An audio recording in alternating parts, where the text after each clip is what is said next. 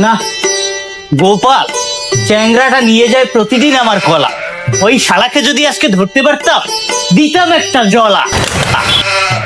এই কে ওখানে? এই গোপালে, এদিকে এদিকে।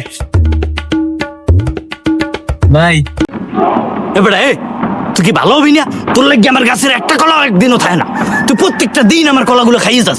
তোর ভালো হবি কবে? তোর কি পয়সা লাগবে ভালো হইতে? টা দেবো বুঝলেন গা, টাকা সাথে কি হইবে? মুই অতীত বলতার মুনা, যারা অতীত ভুলে যায় জীবনও কিছু করতে পারে না। আল্লাহ আল্লাহ কয় কি? তোর কি অতীত? কলা চুরি করে খাওয়ার লাগে তোর কি অতীত জড়িত? কে আপনি শোনেন নাই, মানুষের আদি রূপ ছিল বান্দর। মোর 14 গোষ্ঠী যদি আতায় হেলে 2-3টি বান্দরকে এখনো পাওয়া যাবে না? হয় তাহলে কি হয়েছে?